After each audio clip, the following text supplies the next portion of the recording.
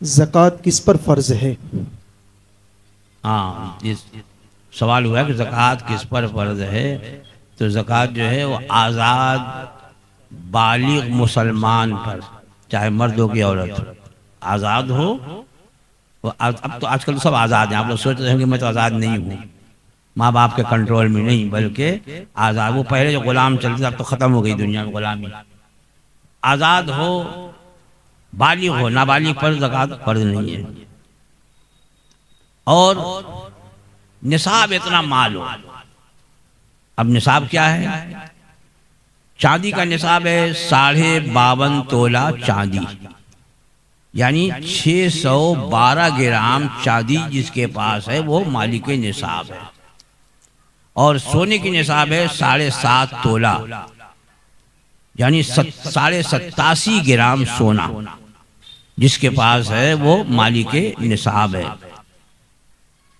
اب آپ کہو گے کہ روپیہ پیسہ، تو یہ جو روپیہ پیسہ ہے، کوئی بھی کرنسی ہے، یہ چاندی یا سونے کے معنی میں ہے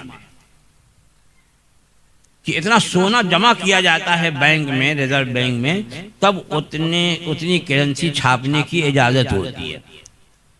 تو چونکہ سونا چاندی بہت زیادہ ضائع ہونے لگا تو سونا محفوظ کر کے اور اس کے بدلے میں جو نوٹ چھاپے گئے، تو جس کے پاس اتنا روپیہ ہو کہ جس سے 612 گرام چاندی خریدی جا سکتی ہے، 612 گرام چاندی کی قیمت کے برابر، 612 گرام چاندی کی قیمت کے برابر اگر کسی کے پاس روپیہ پیسہ ہے تو وہ مالک نصاب ہے۔ اور اس نصاب پر پورا سال گزر گیا، مثلا محرم میں اس کے پاس اتنا پیسہ آیا تو مالک نصاب ہو گیا، اور پورے سال وہ مالک نصاب رہا، یا سال کے شروع میں رہا، بیچ میں فری کم ہو گئی ہو، لیکن پھر آخر سال میں جو ہے وہ پورا ہو گیا۔ تو اب محرم آئے گا، ذی الحجہ ختم، محرم شروع، تو اب یہ سال پورا ہو گیا، اب اس پر زکوٰۃ فرض ہے۔ اب اس میں تاخیر کرے گا تو گنہگار ہوگا، جیسی فرض ہے ویسی فوراً جو ہے وہ اس مال کی زکوٰۃ ادا کرے۔ اور کتنی زکوٰۃ فرض ہے؟ 2.5%، 2.5% یعنی 40واں حصہ۔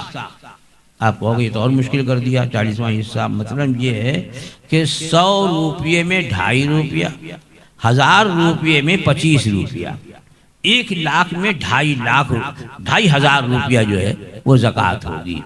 اور جب سال پورا ہو جائے تو فوراً ادائیگی جو ہے وہ واجب ہو جاتی ہے۔